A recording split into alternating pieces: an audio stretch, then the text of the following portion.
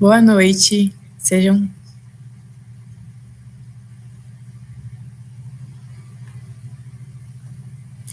Boa noite, sejam todos bem-vindos ao nosso último dia de evento. Meu nome é Júlia, eu sou aluna da 5ª turma de Medicina do Centro Universitário Integrado. É com muita alegria que iniciamos a segunda noite da Jornada da Mulher Muçulmana, um evento oferecido pelo coletivo Rita Lobato, em parceria com o Departamento de Cultura do Centro Acadêmico Wilfred Bayer. Antes de iniciarmos as nossas apresentações de hoje, eu gostaria de lembrar que durante a nossa transmissão, iremos passar 2 palavras-chave, que serão utilizadas para preencher o formulário eletrônico de participação. Eu peço que anotem essas palavras, pois elas não serão repassadas ao fim da transmissão.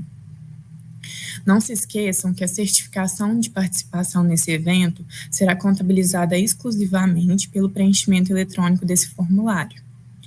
Durante a palestra, iremos disponibilizar também um formulário onde vocês poderão encaminhar suas dúvidas referentes ao tema.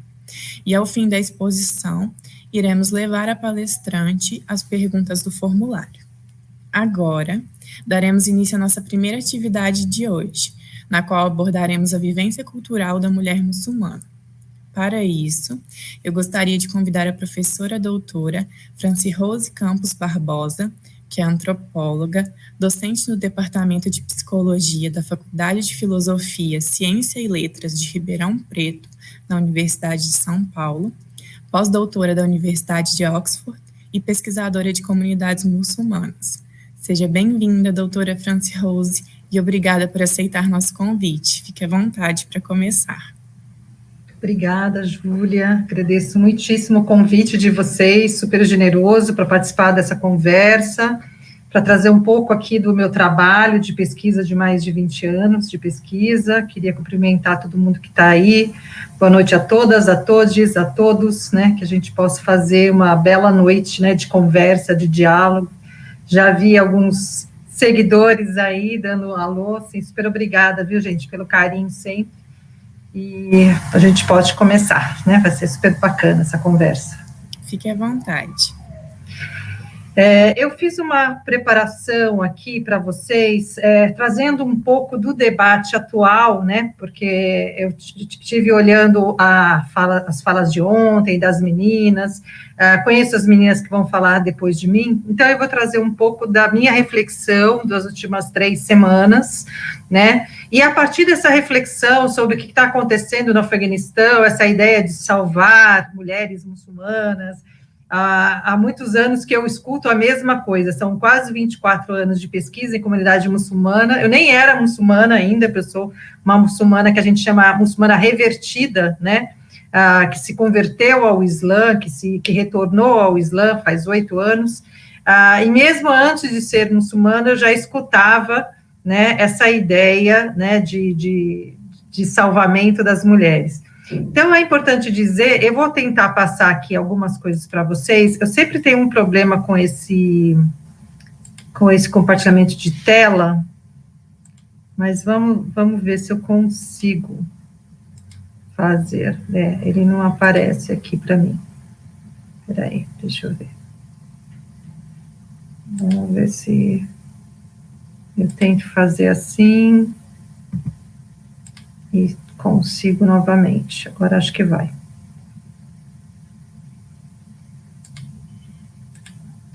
Então, eu vou trazer algumas coisas aqui para vocês.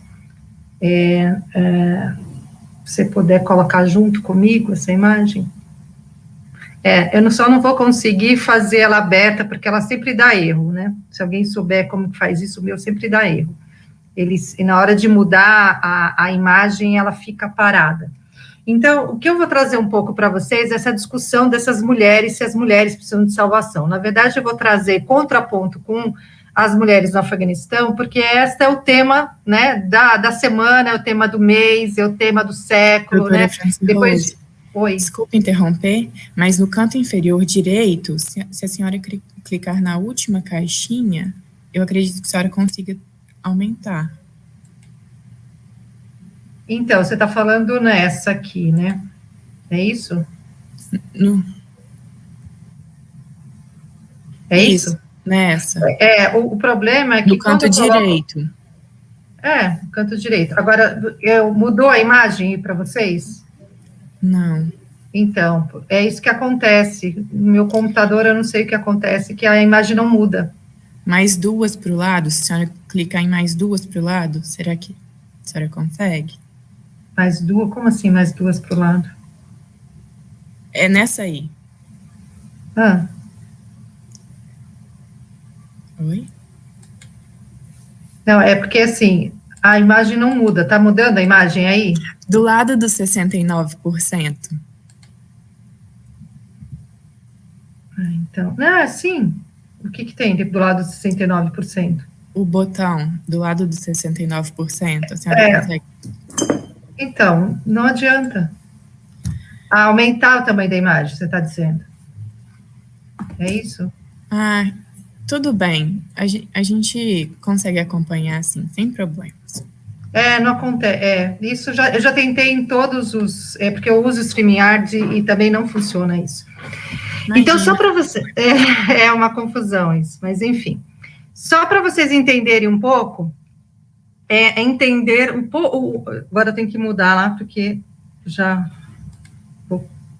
passou. Vou tentar aqui. Tentar compreender essa ideia de salvamento, né? A gente está vivendo uma situação com a retornada do Talibã, né? E aí todos esses questionamentos que eu comecei a ver na internet, dizendo assim, olha, com a volta do Talibã, coitada das mulheres, vão sofrer e não sei o quê. E aí o que eu estou chamando sempre a atenção, e é importante, que essas mulheres do Afeganistão, elas têm os movimentos de mulheres, né? O Hawa é um deles, né? Elas têm um engajamento. E aí essa ideia de salvação, ela cai por terra, porque a gente está falando justamente do quê? De uma situação que foi perpetrada não só pelos Estados Unidos, mas lá a gente tem que voltar 40 anos na história deste país para a gente entender todas as discussões, as guerras, a violência e tudo isso, mas como de fato vem acontecendo. Então, quando eu olho, né, para a própria história do Afeganistão, e aí a gente pode tentar mudar, né, para a gente conseguir compreender o que a gente tem. Já na década de 20, o próprio rei, né, Amanullah, ele já dizia, eu sou o rei, mas o ministro da educação é a minha mulher. Então, fica parecendo que o Afeganistão sempre foi um país, né, de certa forma, que oprimia as mulheres, que as mulheres não tinham espaço, e isso não é verdadeiro, né? O que a gente vai ter que discutir bastante, e aí é sempre importante a gente trazer, né, as tabelas, os valores, né, como é que esse Afeganistão está hoje, né? Eu estou trazendo esses dados para a gente poder discutir a questão da mulher, né, essa ideia de salvar mulheres muçulmanas, né?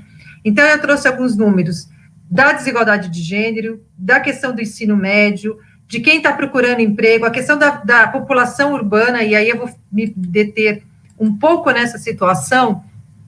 A gente tem hoje no Afeganistão quase 80% da população, uma população rural. Então, quase 80% da população, ela não tem acesso à educação, não tem acesso à universidade, não tem acesso à questão de saúde básica. Então, isso já compromete toda essa sociedade. Então, depois de 20 anos de intervenção americana, não houve avanços, por mais que eles digam que não tinham estratégias ou que não tinham interesse, esses avanços nunca aconteceram. Então, quando a gente está tratando, por exemplo, do que a gente vê na mídia, das mulheres acontecendo isso, são mulheres que moram numa sociedade urbanizada. Então, Cabul não é parâmetro para o resto do Afeganistão. Então, todas as vezes que nós olhamos para o Islã, olhamos para países muçulmanos, sem os devidos contextos, nós criamos determinadas realidades irreais. Então, é lógico que quando alguém me ataca no Instagram, por exemplo, por conta de uma matéria, de uma entrevista que eu dei, vai dizer, volta para o seu país, vai usar o hijab, o lenço lá no seu país, quer dizer, aqui é o meu país. Então, as pessoas não estão entendendo que os muçulmanos vivem diversos contextos, diversas realidades. Um bom exemplo que a gente pode dar é o próprio Brasil. No Brasil, a gente tem pessoas que moram no Nordeste, que moram no Sul, no Centro-Oeste. Em cada região, você tem hábitos culturais diferentes. Todos são brasileiros, mas a maneira como é ser brasileiro é muito diferente. Então, a gente pode dizer que o Islã é a segunda maior religião que cresce no mundo, todos são muçulmanos, mas o modo de entender, o modo de interpretar também é diferente. Então, a gente tem que olhar para essas diferenças para a gente não cair nos grandes riscos de falar coisas equivocadas, né? Então, quando a gente está falando, um dado muito importante é a questão da alfabetização dessas mulheres. Então, a gente tem que 24% delas são alfabetizadas, né? Se 24% só das mulheres no Afeganistão são alfabetizadas, isso quer dizer o quê? Que apenas 24% lê o Corão, né? Lê o Alcorão. E isso dá um gap muito grande na formação intelectual. Porque como é que eu vou discutir jurisprudência islâmica? Como é que eu vou discutir os valores da religião? Como é que eu vou interpretar a minha religião se eu não leio, se eu não sei ler? Então, isso já dá uma diferença também de contextos. Por isso que é importante, né? Eu estava escutando ontem a palestra, a primeira palestra, muito bem feita, né? Falando dos cuidados né? Como a muçulmana, os cuidados também precisam ser pensados. Vamos supor que alguma de vocês vai resolver ser uma médica do Sem Fronteiras, né? Eu tenho amigas no Sem Fronteiras, e vá para um país islâmico. É muito diferente tratar de uma mulher muçulmana num país islâmico do que tratar uma mulher muçulmana aqui. Não é a mesma coisa, embora as pessoas pensem que são, não são. Aqui nós, querendo ou não, estamos muito mais acostumadas com a presença de homens do que em países islâmicos. Por quê? Porque a sociedade muçulmana é uma sociedade homossocial. O que significa ser homossocial? É uma sociedade que separa homens e mulheres. Então, quando você olha para uma burca, não há nenhum problema em ter ou não essa burca. Ela não vai... daqui a pouco eu vou falar especificamente da burca em si, né? Mas é importante a gente saber que não há um problema com a questão da burca, né? Eu vou trazer daqui, vou ler algumas questões que eu acho que são importantes e vou tirar esse slide para não incomodar tanto, né?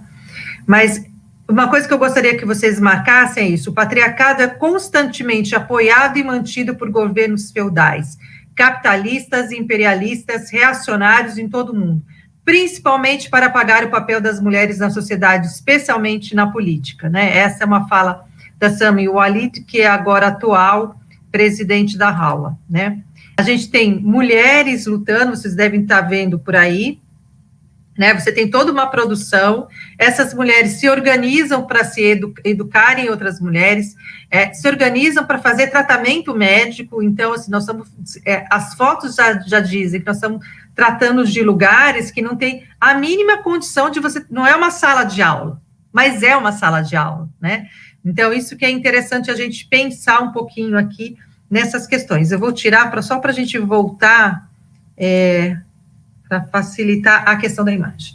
Então, quando eu estou falando da burca, né, as pessoas falam, e eu comecei a olhar nas últimas 3 semanas as questões, elas usavam mini saia e agora elas vão voltar para a burca. Elas nunca tiraram a burca, isso é importante dizer. A ideia da intervenção americana de salvamento das mulheres, da questão da burca, a burca foi inventada pelas mulheres pashtun antes do Islã.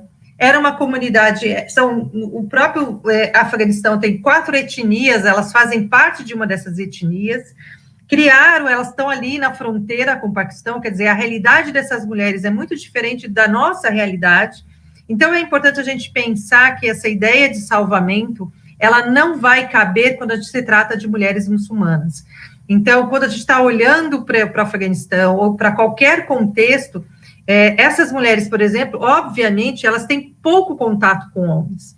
E isso advém historicamente, né? A gente vai olhar, por exemplo, tem um documentário muito bonito da minha orientadora, né, que foi minha orientadora, que é a Silvia Kailbi, que chama Casamento Paquistanês.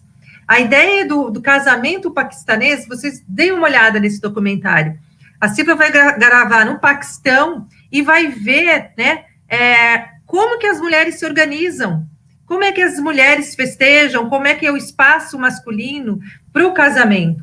Então, é extremamente importante a gente estar atento a isso, estar atento a esse tipo de mulher, a esse tipo de comportamento. Quando a gente traz mulheres que nascem no Brasil, que vivem a cultura brasileira e que são muçulmanas, elas têm uma maneira de aprender, é lógico, a lógica religiosa, mas elas aprenderam muitas vezes de forma diferente, né? Porque a forma de transmissão, para vocês terem ideia, o Islã tem 5 escolas de jurisprudência, uma escola xiita e 4 escolas sunitas. Então, nós estamos falando de uma religião bastante complexa na sua formação.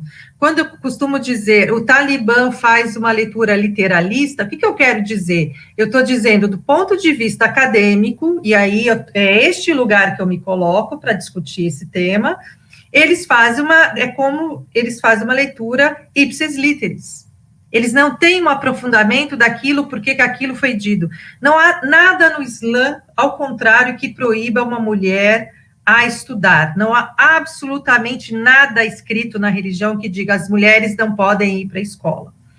Uma outra coisa que eu sempre gosto de trazer para esse debate, e eu deixo aqui uma recomendação para vocês que estão nos assistindo, eu organizei na semana passada, eu consegui organizar uma mesa falando sobre o 11 de setembro, né? Vocês sabem que amanhã faz 11 anos do 11 de setembro, e se tem um grupo que se sentiu extremamente afetado pelo 11 de setembro, foi justamente os muçulmanos. Então, eu organizei essa mesa, e uma das falas, né, do jornalista e professor José Arbex, ela é muito enfática e interessante para pensar, que eram algumas das questões que eu já sabia, mas que eu trouxe novamente para a roda, que é a questão da Malala, né? Quando a gente fala do direito a estudar, a direito à formação, a Malala é sempre citada. E aí, o que acontece? A Malala sofreu um atentado provocado por um talibã, por um suposto muçulmano, só que nós nunca ficamos sabendo que na mesma região que a Malala sofreu um atentado, 2.000 crianças foram assassinadas pelos Estados Unidos, justamente porque se trata de uma região de fronteira. Então, não sou eu que estou dizendo, é o próprio professor José Arbex, que é jornalista, né, que tem essas informações documentadas. Então, é importante a gente entender que muito das informações que passam sobre os muçulmanos, eles passam através da mídia. E a mídia, né, hoje em dia está até melhor, né, porque hoje em dia, se eu dou uma entrevista em algum lugar e falo, olha, aquela fala, dá para mudar um pouquinho, porque a entonação não foi bem essa, foi assim. Então, as pessoas até mudam, as pessoas até dialogam, as pessoas vêm com mais informação. Há mais tempo atrás, a gente não tinha isso, era muita desinformação. Então, é importante a gente estar muito atento, né? A gente não misturar essas formas de pertencimento que pode, né, dar muita diferença. Então, voltando aqui para a gente pensar no Islã, o que a gente tem? A gente tem 5 escolas de jurisprudência. O que seriam essas escolas, né? A gente precisa entender primeiro o que é Sharia. O que é Sharia? Sharia nada mais é que o Alcorão e a Suna do Profeta. Então, quando se diz assim para as pessoas, olha, o muçulmano vai praticar Sharia, os talibãs vão praticar Sharia. Bom, não tem nenhum problema.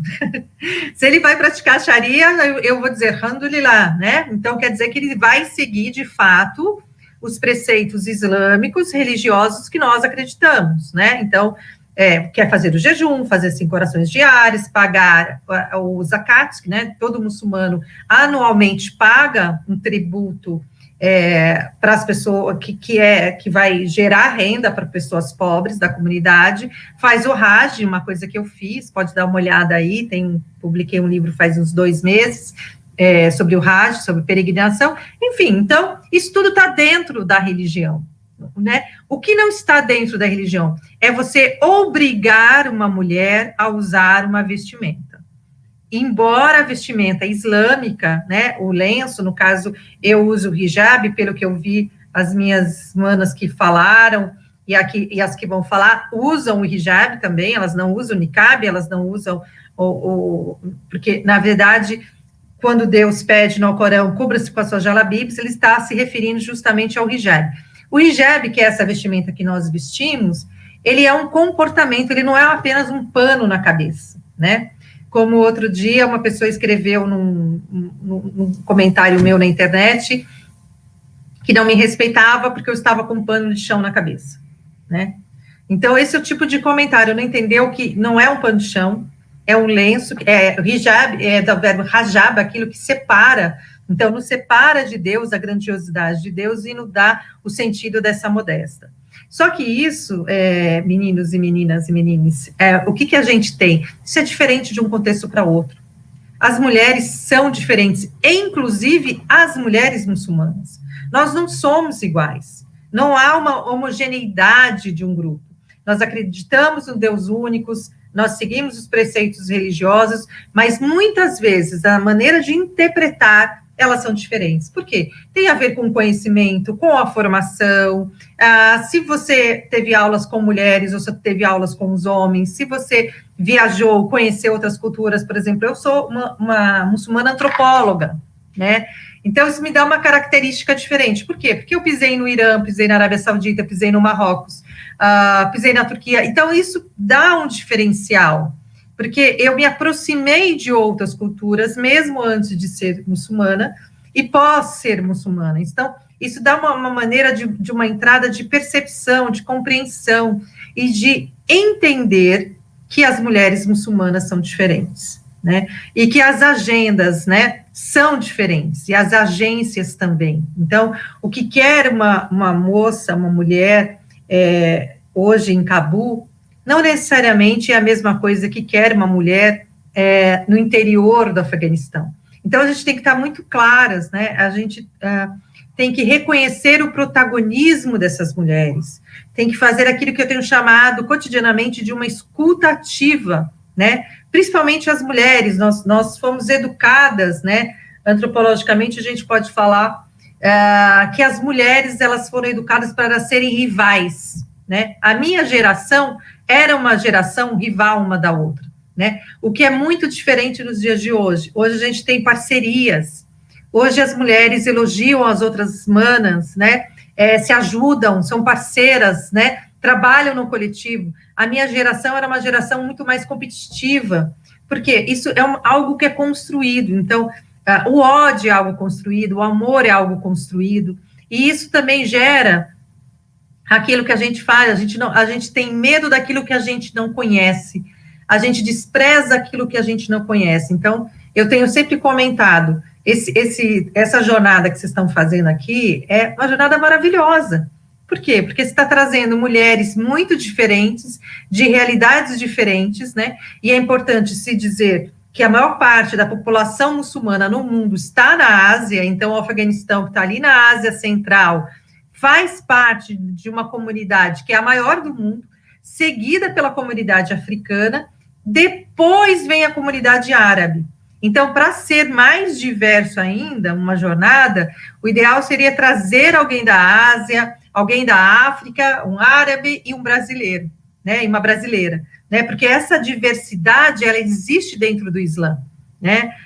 Existe o último sermão do profeta Muhammad, né, que a paz seja com ele, que ele dizia: o Islã não é de árabes e não árabes, o Islã é de todo mundo, não é só de mulheres e de homens, é de todo mundo, não é? Então, ele vai fazendo a comparação, né, que o Islã é muito mais amplo do que a gente possa imaginar, né, não é só de brancos, ou só de homens, ou só de árabes, é também de mulheres, de negros, e assim por diante. Então, a compreensão desses ensinamentos, elas têm que estar no cotidiano e na representatividade dessa comunidade muçulmana. Então, é extremamente a gente pensar, eu trouxe aqui o Afeganistão como um objeto, né, um estudo de caso, para a gente começar a trazer as questões e tentar pensar a respeito dela. Como é que a gente vai pensar a realidade dessas mulheres em diversos contextos? Tem um livro que eu tenho citado bastante nas minhas palestras, que eu gosto muito, que é A Escrita do Mundo das Mulheres, Histórias Beduínas, de uma autora que eu gosto muito, de um nome que as pessoas não costumam falar, que é a Laila Buluhut, que é uma americana egípcia, que faz uma pesquisa muito bonita, né, com as beduínas do Egito, né, que é uma comunidade muito específica, e ela vai trazendo as histórias dessas beduínas, sem fazer o julgamento, juízo de valor. E se eu como muçulmano, olho para aquelas mulheres, eu não tenho absolutamente nada a ver com elas, mas eu tenho tudo, porque eu tenho essa feminilidade e tenho problemas que podem ser parecidos, mas é outra realidade. Então, o bom da antropologia é justamente isso, porque a gente vai percorrer o universo do feminino, que não é basicamente o nosso universo, não é nosso universo único, mas é um universo plural, né? Então, quando a gente está tratando dessas mulheres, é preciso tratar dentro das suas especificidades. No Brasil, eu não sei se vocês sabem, a gente acabou de, agora no mês do Ramadã, né, no mês do jejum, eu apliquei, junto com o meu grupo de pesquisa, o GRACIAS, que é o Grupo de Antropologia em Contextos Islâmicos e Árabes, que está formado há quase 11 anos, né, nós aplicamos um questionário justamente para saber sobre islamofobia no Brasil, né, quem são essas pessoas mais atingidas, quais são os tipos de casos que são mais atingidos, e o que nós observamos? Que as mulheres muçulmanas que usam lenço, principalmente aquelas mulheres que se reverteram ao Islã, são as mais atingidas. Elas são mais atingidas que as nascidas muçulmanas. E aí tem várias explicações para isso. Quais são essas explicações? Muitas delas elas utilizam ônibus, metrô, andam a pé, transporte público, não pertence a uma família muçulmana, portanto, assim, geralmente quando você está dentro de uma família muçulmana, você está mais ou menos mais protegida, porque você nasce na religião, então, muitas vezes você tem um outro conhecimento da própria religião e consegue se defender, ou sai mais em grupo, enfim, você tem uma estrutura mais organizada, né? As meninas, principalmente as meninas que moram na periferia, elas não têm essa estrutura organizada. E se elas usam lenço como eu, elas são constantemente ameaçadas, elas recebem ofensas. A gente tem histórico de meninas que receberam pedrada, a gente tem histórico de meninas que receberam cusparada, que tiveram seu lenço puxado em ônibus e metrô. Enfim, a violência, ela existe. Mas por que existe essa violência? Porque existe a desinformação, né? E enquanto houver desinformação, existe violência. Então, quando a gente pensa em países, por exemplo, que a gente sabe que o índice de analfabetos, de pobreza é muito grande, é lógico que vai ter violência, né? Todos os lugares onde falta o conhecimento, vai faltar o diálogo, vai faltar a compreensão, vai faltar essa empatia em relação ao outro, né? Então, eu dei uma palestra essa semana no Google Human, que foi muito interessante, que nós começamos a falar de diversidade, e eu disse para as meninas que uma das grandes dificuldades era as muçulmanas com lenço, né, principalmente as revertidas, conseguirem emprego. Muitas delas têm que tirar o lenço para conseguir o emprego. Então, eu disse para elas, eu quero voltar aqui e dar uma palestra, quero encontrar uma mana muçulmana de lenço junto com vocês, né, porque é isso que se trata de inclusão, né, é trazer para a roda, trazer para essa conversa, trazer para esse diálogo, né, tudo aquilo que vocês não conseguem ver. Então, assim, se você se acostumar a ver uma mulher de lenço, você vai encontrar por aí e não vai ter problema nenhum.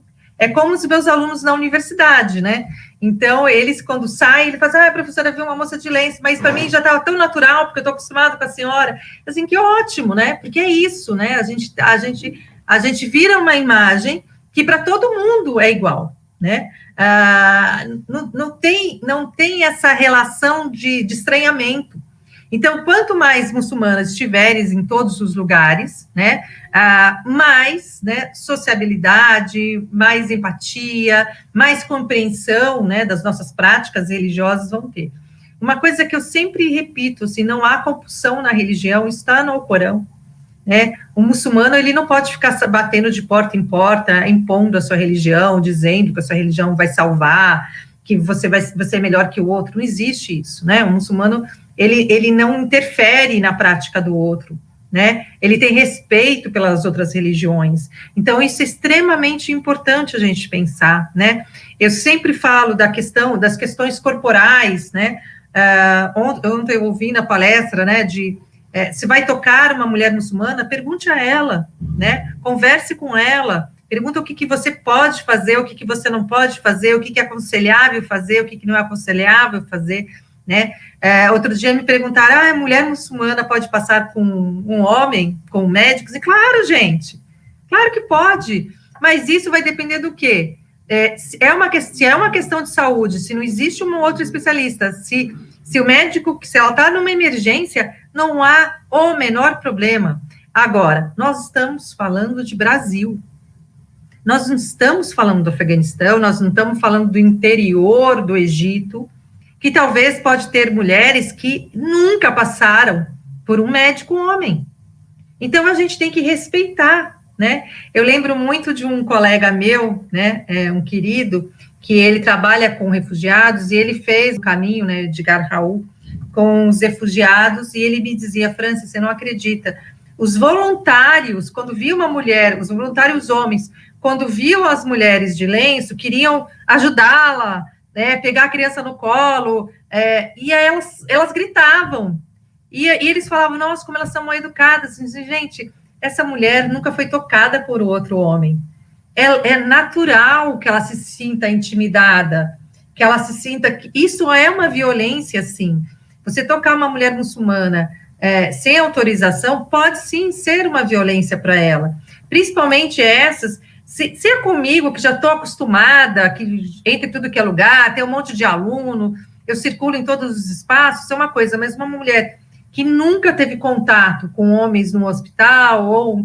numa emergência, ou no cotidiano delas, elas vão se ressentir. Então, esse olhar antropológico, esse olhar para a cultura, esse olhar para os lugares, para os determinados contextos, para as histórias, é extremamente importante, né? A gente tem que saber, por exemplo, que o lenço, a maneira como ele vai se constituindo historicamente, ele vai modificando de lugar para lugar, né? A gente olha para uma muçulmana, a gente sabe se ela é turca, se ela é do Egito, se ela é síria, só pelo modo de colocar o lenço, só pela maneira como ela acaba se vestindo, né? No Irã, por exemplo, você tem as mulheres, elas usam o lenço, algumas em Teherã, que o cabelo aparece, e aí você vai para Com, as mulheres estão de chador, que é outra vestimenta, né? Então, a gente tem essas singularidades também no próprio uso do lenço e na própria forma, na própria prática. Eu acho tudo muito fascinante, né? Acho que as formas de pertencimento, e eu sempre falo, né, quando alguma amiga fala para mim, nossa, mas o cabelo está aparecendo, olha, bom, eu sou antropóloga, né? E assim, mesmo como muçulmana, eu seria a última pessoa que eu daria uma regra do certo e do errado, né? O certo e o errado eu faço para mim, para os outros eu acho tudo maravilhoso, e eu vejo sempre do ponto de vista da cultura, da formação, do intelecto, daquilo que aprendeu desde criança. Eu, quando comecei a estudar o Islã, em 1998, 7, por aí, eu perguntava para as pessoas, por que você faz jejum? E as pessoas diziam, porque meu pai fazia. Ninguém sabia me explicar direito, porque hoje muita gente explica com mais detalhe porque faz o jejum. Então, isso eu tenho que pensar culturalmente. Com quem que eu estava dialogando há 24 anos atrás, que a comunidade era muito pequena, e com quem eu estou dialogando hoje. Hoje a comunidade ela é muito maior, ela tem um universo de revertidos de brasileiros muito maior que tinha 24 anos atrás.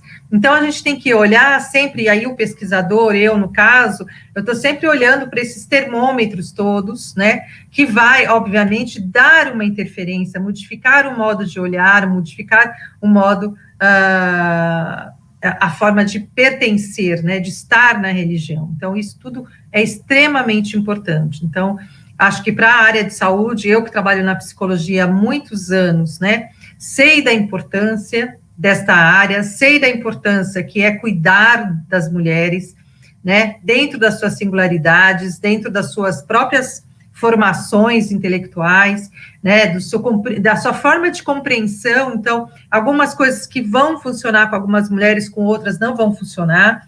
Então, tem uma lógica. Eu lembro bem de uma amiga turca que chegou no Brasil há uns anos atrás, não falava uma palavra em português, uma palavra, e ela estava com uma gestação de risco, ficou 2 meses no Hospital das Clínicas.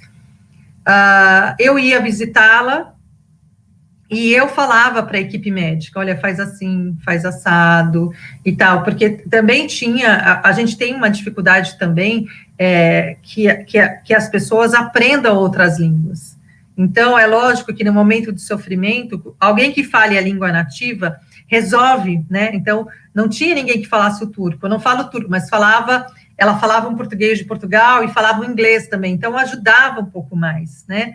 Mas é importante a gente ter essa proximidade, não só com as mulheres que sejam muçulmanas, mas com as próprias refugiadas, com as migrantes, né? Com as mulheres, com todas as mulheres que vêm de fora, né? O cuidado e a delicadeza de lidar com pessoas que não fazem parte do nosso universo.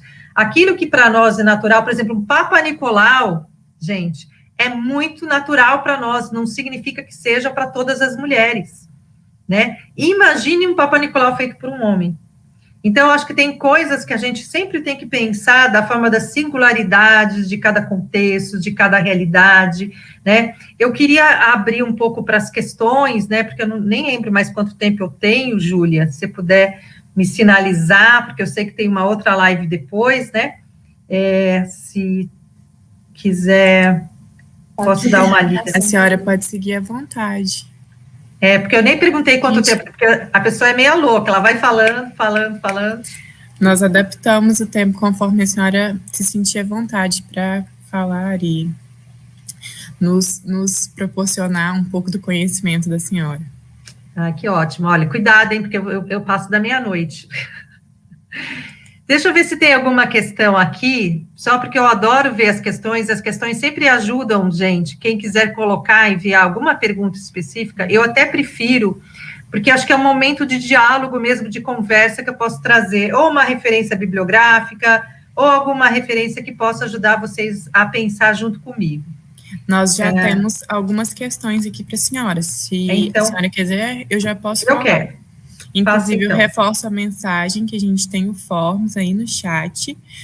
Vocês podem mandar quaisquer dúvidas referentes ao tema para a professora, que ela responderá a todo mundo, tá bom? Vamos lá. O mês do Ramadã é o mais desafiante para a rotina de uma mulher muçulmana? Acho que não. Eu vou naturalizar o Ramadã, né? Eu acho que há questões, olha, vamos pensar aqui antropologicamente. Eu não tenho filho pequeno, então, não acho, assim, porque, assim, a gente tem a impressão que o Ramadã é uma coisa muito difícil, é impossível, mas como a gente faz o jejum com convicção, com tanta fé, que aquilo passa, gente, quando termina, vocês não fazem ideia, todo mundo fica triste. A gente fica assim, porque o mês do Ramadã, vai sair um artigo meu, falar nisso, eu vou deixar aqui uma dica, deve sair agora no mês de setembro um artigo meu que eu escrevi sobre a Covid-19 para os muçulmanos, a partir do ano passado, né? Como é que os muçulmanos se viraram justamente no mês do Ramadã? Porque o mês do Ramadã, para nós, é o mês da festa. A gente passa o dia sem comer e sem beber, e aí, à noite, todo mundo se encontra, vai para a mesquita, reza, é muito bom. Então, a gente não sente... É lógico que, assim, por exemplo, eu que dou aula, imagina, dá um monte de palestras que eu dei como esse mês, um monte de aula, a gente não pode ter um copinho de água do lado, né, para beber. Então, tem essa dificuldade. Mas, por exemplo, mulher menstruada não pode jejuar, não reza e não menstrua. Então, assim, porque o Islã, ele cuida até disso. Então, a menstruação, ela é interdito para o jejum.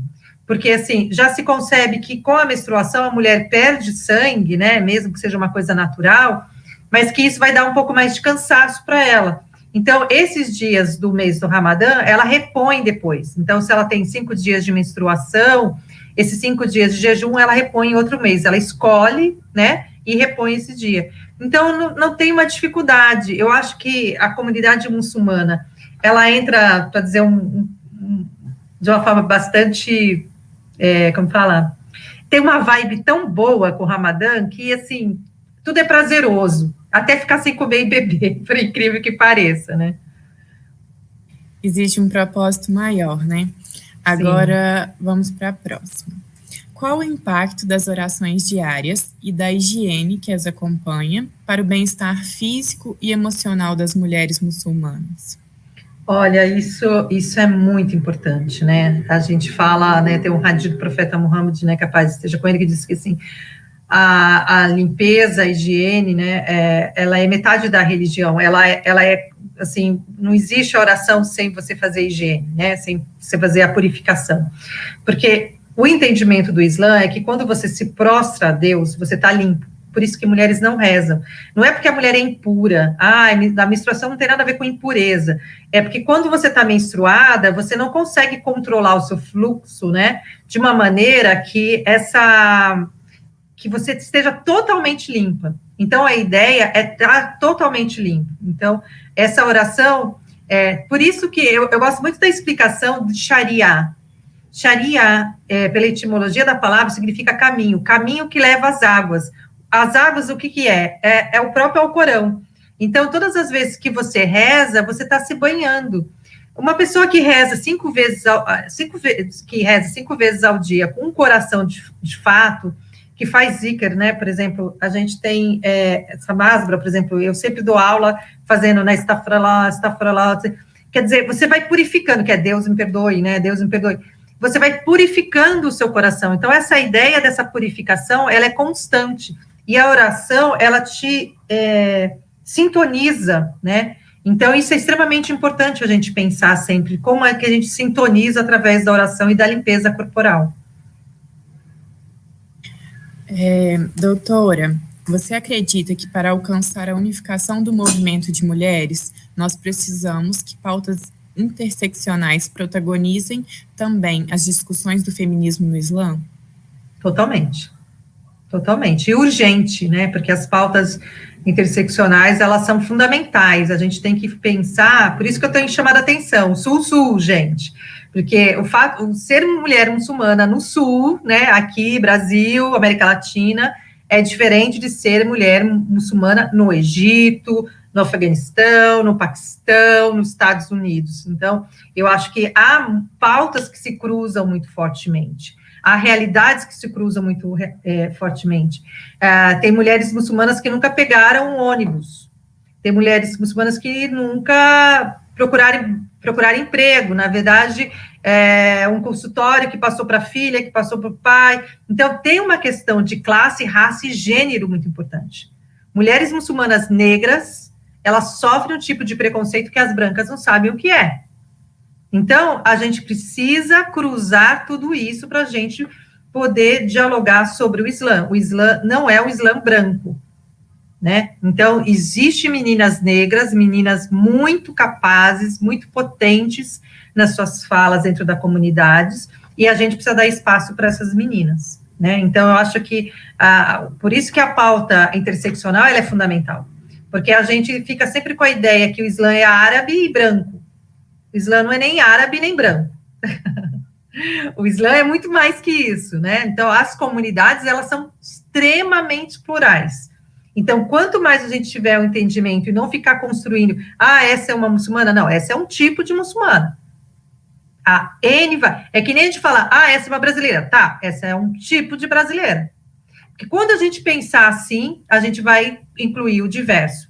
A gente vai buscar uma menina preta, muçulmana da periferia para falar aqui também, né? A gente vai trazer a diversidade, né?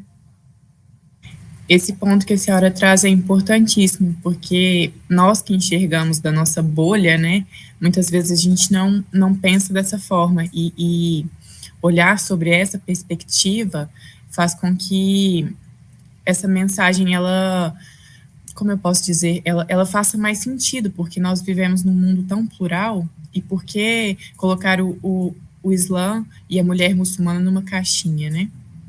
Exatamente. Já que estamos no Setembro Amarelo, gostaria de saber, é mais ou menos comum o suicídio entre muçulmanas do que não muçulmanas? Olha, não tem uma estatística precisa a respeito disso, né? No Islã, o suicídio, ele é um grande pecado, né? Você perde todas as benesses, na verdade, é Deus que vai te julgar a sua ação. Então, tem uma professora de Stanford, que ela está fazendo, acho que vai fazer uma live sobre isso. Eu até recomendo vocês, posso passar depois o contato dela, mas isso são pesquisas muito preliminares ainda, não dá para dizer assim, com certeza a comunidade muçulmana, a questão do suicídio é menor, mas aí eu sugiro vocês acompanharem uma aluna minha, que é a Camila Mota Paiva, que está desenvolvendo uma pesquisa sobre saúde mental de mulheres muçulmanas. Então, ela já qualificou, ela está para defender o doutorado dela, é um trabalho fantástico, né? A Camila fez um trabalho sobre sexualidade e Islã, a gente tem um artigo publicado, e a gente já tem um artigo publicado sobre saúde mental também. Então, vale a pena vocês verificarem esses trabalhos, né? Porque eu acho que isso traz todo um referencial mesmo de saúde mental. E no caso das entrevistas que a Camila fez até agora, ninguém apontou a vontade de suicídio ou a intenção de suicídio. O que aparece, sim, é depressão, é tristeza, e aí são elementos que estão em todas as outras, nada diferente que não tenha em outras comunidades. A diferença está em que, hoje em dia, eu percebo a comunidade muçulmana, pelo menos no Brasil, mais sensível para entender as doenças mentais, né?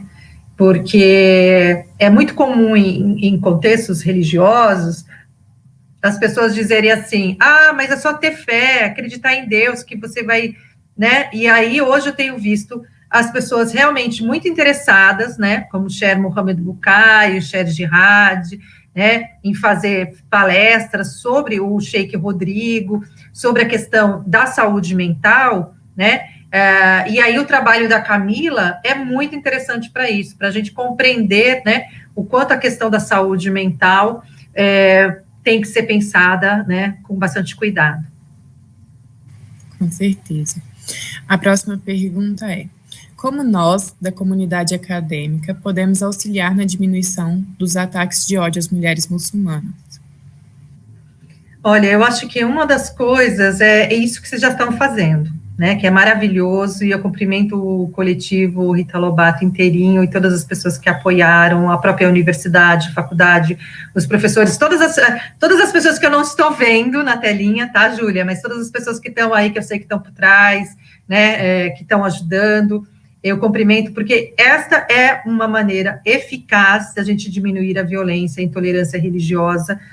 Eu não conheço coisa mais eficaz que a educação, que a ciência, que a formação de pesquisadores, de jovens. Hoje eu sempre converso com pesquisadores de todas as religiões, de todos os contextos, cientistas de todas as áreas, eu acho que isso é o caminho, né? E aquela coisa, né, de vocês estarem sempre atentos, né, quando vocês verem qualquer mulher ou qualquer muçulmano sofrendo algum tipo de injustiça, de violência, seja lá onde for, a gente está sempre atento, aquela ideia, né, ninguém solta a mão de ninguém, é exatamente isso que eu sempre penso. Eu tenho outra pergunta nesse sentido. Estamos vivendo numa sociedade globalizada, onde as redes sociais são de grande importância para a comunicação. Como usar as redes sociais como ferramentas contra a discriminação do povo muçulmano? Olha, é isso que hoje muitos muçulmanos têm feito, né? Eu acho que é sempre publicizar coisas positivas, né? Eu tenho sempre colocado matérias no meu Instagram, no meu Twitter, no meu Facebook, além das fotos dos meus filhos, né, gente? Meus filhos são lindos e eu não vou deixar de publicizar meus filhos. Mas, assim, eu sempre coloco, sempre trago informação, sempre atendo as pessoas, eu sempre respondo inbox, né? A gente, infelizmente, teve esse boom das últimas 3 semanas, que eu não consegui dar conta de todo mundo, de atender todo mundo, mas eu sempre estou atenta, sabe, de trazer informação, de indicar livro, de mostrar o que os meus alunos estão fazendo. Agora a gente começou essa semana, ainda não tem muito material, mas logo vai ter a página do meu grupo de pesquisa, o Graças, né, Graças, que é o Grupo de Antropologia em Contextos Islâmicos e Árabes, né, está escrito lá, Graças Grupo.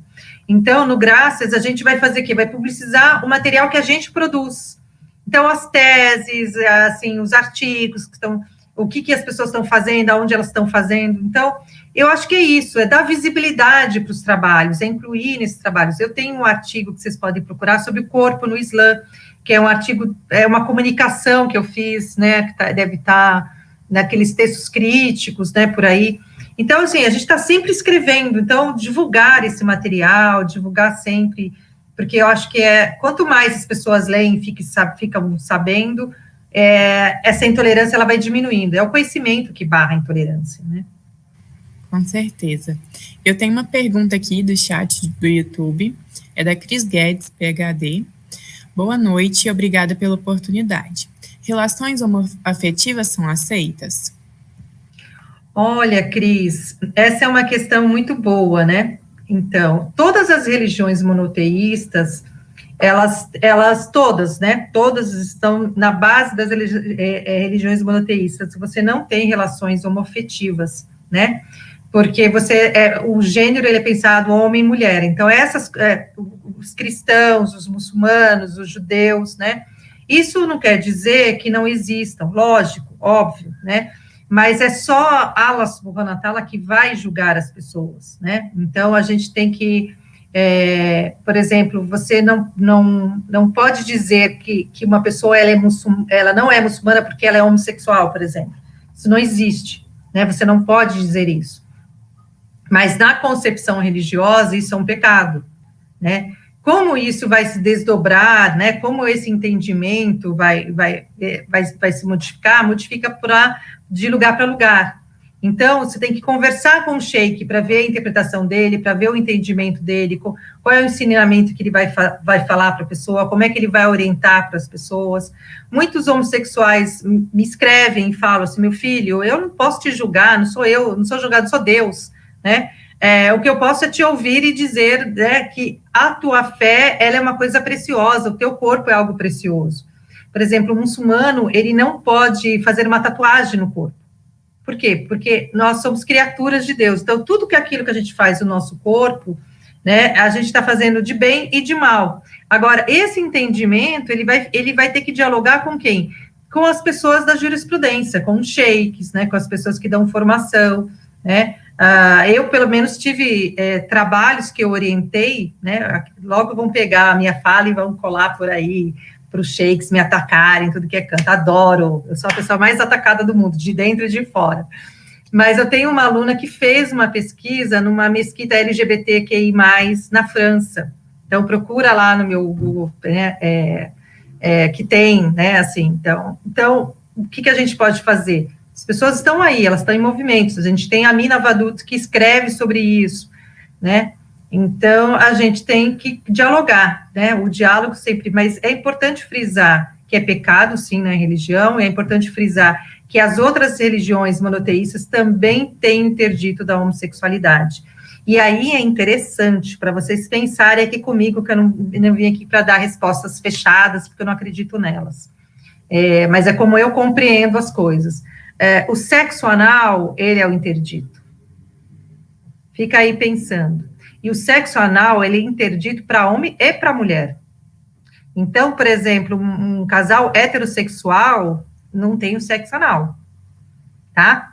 Então, para vocês pensarem aí, tá? Do que isso pode estar sugerindo, né? O que pode vir aí na imaginação de vocês, né? Então, são coisas sempre para pensar. Eu me coloco sempre como uma pensadora, uma antropóloga, e eu olho os grupos com todos os respeitos possíveis, né? Doutora, ainda nessa questão de relacionamentos, eu tenho uma pergunta que ela diz o seguinte: como é a questão da poligamia no Islã? Toda comunidade é adepta a esse estilo de relacionamento? É verdadeira a possibilidade de um homem poder ter até 4 esposas?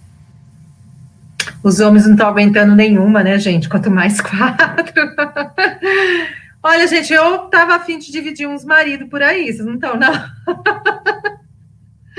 Tá difícil, gente. Essa coisa de homem tá difícil, hein? Mas, assim, eu brinco aqui porque é sempre uma pergunta que as pessoas falam. Então, vamos entender a poligamia, né? A poligamia, como que ela surge no século VII? A gente tem... Vamos pensar, vamos voltar para o século VII. Vocês acham que era um século de quê? De flores, de beijinho, abraço, me dá sua terra aqui, vem viver. É um pega para capar. Então, era assim, explosão, era guerra, era um querendo pegar o outro, matar o outro. É violência, gente. Nós estamos aqui lá no século VII, nós não estamos aqui, né, no iluminismo, nada disso. E mesmo no iluminismo, não tem nada de iluminismo, né? a violência está perpetrada até hoje. Só que o que acontece? Nessas guerras, nesse século, a gente tem que as mulheres eram mulheres, a grande maioria voltada para casa, literalmente, né? Então, o homem estava sempre à frente. E aí, se era independente se era Islã, se era cristianismo, é uma questão histórica. Só que o Islã instituiu que essas mulheres não poderiam ficar abandonadas, que essas crianças não poderiam ficar sem proteção. E nessas condições que a poligamia foi instituída. E no Alcorão está muito claro, se vocês pegarem a passagem do Alcorão, vem a Sorra daqui a pouco, né? A Sorra, ela é ótima, ela deve saber qual é a passagem do Alcorão. Então, o que ela vai dizer? Se o homem não tiver condições de manter as 4 esposas da mesma maneira, que ele não se case. Então, por exemplo, se eu sou a primeira esposa, e tem uma coisa, né? A primeira esposa, ela tem que autorizar os outros casamentos. Então, isso mais no mundo ocidental, porque no mundo oriental não é bem assim, eles passam em cima da regra. Gente, uma coisa é a lei, outra coisa é como os homens e o patriarcado faz, tá entendendo? Que é o patriarcado que a gente tem que derrubar, não é a religião, o problema está no patriarcado, grava isso. Então, a lei, assim, a lei de Deus, ela é muito clara e muito justa, né? Você tem que dar, se um homem, se eu sou a 4ª esposa, se ele me deu esse lenço, ele tem que dar o mesmo lenço para as outras 3. Um homem não faz isso com uma mulher, vai fazer com 4, gente. Né? Então, assim, o que a gente tem? É algo extremamente válido na religião. A gente tem pouquíssimos casos aqui no Brasil, pouquíssimos. A gente tem mais no Oriente Médio, a gente tem mais, por exemplo, na África. Mas mesmo assim, esse mais, se chegar a 2% da comunidade muçulmana, é muito. Então, e uma coisa, por exemplo, eu já ouvi muitos sheiks falando, por exemplo, 4 bolsas Chanel, adorei, cara, eu quero esse marido aí. Eu quero esse marido que dá bolsa Chanel. E que dá viagem para tudo que é lugar, eu quero esse sheik das Arábias aí para pagar essa bolsa Chanel. Mas aí o que eu acho que é interessante, a gente sempre pensar dentro dos contextos, tá? Não dá para pensar a poligamia e colocar assim, não, precisa olhar, né, a tribo, se a gente está pensando num grupo africano específico, né, como é que essas ordens acabam sendo interpretadas, mas a lei é essa, tem que ser igual para todo mundo, e todo mundo tem que estar satisfeito, inclusive, tá, gente, sexualmente. Então, esse homem tem que servir essas 4 mulheres, se uma estiver insatisfeita, ela pode pedir o divórcio. Enfim, mulher pode pedir o divórcio se ela estiver insatisfeita sexualmente, só para vocês saberem. Muitas informações, doutora Franci Rose. Agora, eu vou para a última pergunta, infelizmente. Doutora Franci Rose, você acredita discutir sobre as diferenças culturais e religiosas na educação básica é uma ferramenta para quebrarmos essa ideologia colonizadora impregnada na nossa sociedade? Ai, com certeza, a educação básica é tudo, gente. As crianças aprendem muito, muito, muito mais rápido. Eu dou aula na pedagogia, né? Os trabalhos que os meus alunos fazem na pedagogia, na formação, é incrível, sabe? Porque a gente consegue conversar com as crianças, as meninas. Eu tenho uma amiga em Juiz de Fora, eu sempre cito a Elisa Rodrigues, ela trabalha com ensino de religião, ensino religioso, né? E muita gente critica a questão do ensino religioso na grade curricular, mas é porque muitos fazem do ensino religioso o quê? Um proselitismo. Quando é numa proposta que a própria Elisa ensina, que é uma coisa histórica, você imagina uma criança, por exemplo, os meus filhos, eles dão risada, né? Meus filhos são adultos, mas os meus filhos, por exemplo, eles enquanto fazia a pesquisa, eles iam em terreiro junto comigo, eles iam em comunidade muçulmana, eles foram em todas as religiões quando eu estava pesquisando um monte de coisa. Eles aprenderam, né? Quando você leva o aprendizado para a sala de aula, né? Leiam os trabalhos da Elisa Rodrigues, deixo aqui de referência, antes de criticar, dizer não, dizer sim, entendeu? é preciso entender a proposta, que não é uma proposta de proselitismo, mas é uma proposta, por exemplo, ele não sabe nada sobre o judaísmo. Quando a gente vai ler sobre o judaísmo, a gente aprende muita coisa tem a ver com o Islã, de ensinamento, de comida, de valores, né, de pertencimento religioso. Então, imagine uma criança, né, no ensino fundamental 1 e no ensino fundamental 2, aprendendo as religiões, porque a intolerância, gente, é falta de conhecimento. Uma criança não conhecer sobre os orixás, a gente não aprende. A gente aprende sobre a mitologia grega, mas a gente não aprende sobre a mitologia africana. Então, a gente precisa aprender sobre mitologia africana.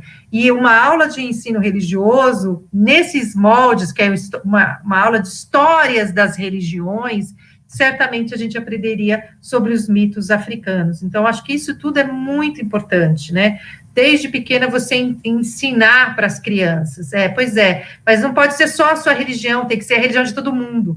A religião do outro cabe na sua aula, né? Então, as professoras têm que ter o conhecimento de todas as religiões, né? Eu deixo aqui uma referência positiva para vocês, que tem feito um efeito muito legal nas escolas, que é o meu documentário Alá Oxalá na Trilha Malê. É um documentário que todo mundo que tem passado esse documentário nas escolas tem ajudado muito, né? Porque eu consegui colocar em diálogo a mãe Cici, né, que é de um terreiro de candomblé de Salvador, junto com o Sheik Ahmed, que é o Sheik lá de Salvador. Então, é um diálogo extremamente bonito, é um diálogo muito interessante, muito forte. Então, a gente precisa aproximar, né, as culturas, os valores, as religiões, né, e não disseminar o ódio, a intolerância religiosa. Doutora, chegaram para nós questionamentos, onde podemos adquirir o livro da senhora? Qual livro? Aquelas assim, olha, no Amazon você tem o Raja Raja, né, acho que são 3, né, eu vou mostrar aqui para vocês procuram, mas tá tudo acho que no Amazon. Um é a coletânea, né, que eu acho que vocês devem conhecer, que é Olhares Femininos sobre o Islã, é uma coletânea sobre capítulos, são textos de mulheres pesquisadoras que fizeram pesquisas em comunidade muçulmana. Então, Olhares Femininos, tem 10 anos esse livro. Esse é da minha tese de doutorado, né, que é Performances Islâmicas em São Paulo. Eu acho que na Amazon você procura, enfim, esses sites aí, coloca o nome que você acha. E tem esse que eu acabei de lançar, que é o livro que eu mais amo neste momento, que é o Raja Raja, que tem em e-book, é super baratinho, e eu conto no Raja Raja a minha experiência de peregrinar, então a minha peregrinação. Eu fiz o Hajj em 2017 e eu conto o significado de uma mulher fazendo uma peregrinação, né? Maravilhoso. Doutora Franci Rose, eu não tenho nem palavras para agradecer a participação da senhora e a contribuição que a senhora teve na construção desse evento. Sem dúvida nenhuma, a fala de hoje que a senhora ofereceu para nós foi essencial para a construção dos profissionais que nós seremos e dos cidadãos que vão ser capazes de sair dessa bolha, né, e de vivências ocidentais que a gente vive, infelizmente, e nós, enquanto coletivo, esperamos poder contar com a senhora em eventos posteriores, e em nome de todos que estão assistindo e todos os alunos e organizadoras da jornada, eu gostaria de agradecer imensamente a participação da senhora, e eu deixo aqui o meu respeito. Muito obrigada.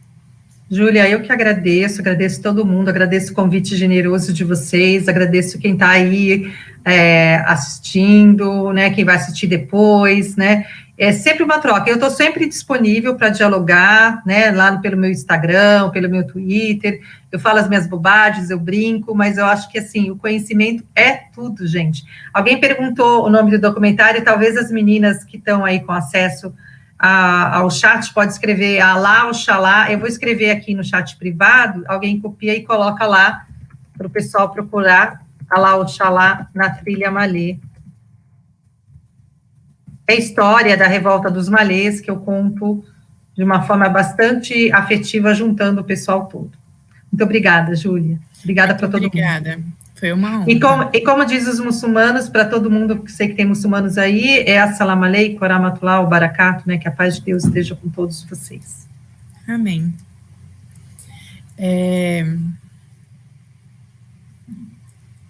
Agora, antes do nosso intervalo, gostaríamos de agradecer aos nossos patrocinadores. A Medcel, que irá disponibilizar o sorteio de 2 livros para os nossos inscritos, e a patrocinadora Editora Apres, que disponibilizará o sorteio de 4 exemplares. Eu gostaria de lembrar também que todos os alunos que estão inscritos no evento já estão automaticamente concorrendo ao sorteio, que será realizado hoje, logo após o término da última palestra, que está previsto para as 21h25. Agora nós iremos fazer um breve intervalo de 5 minutinhos, para que vocês possam beber uma água, ir ao banheiro bem rapidinho, e voltamos em seguida.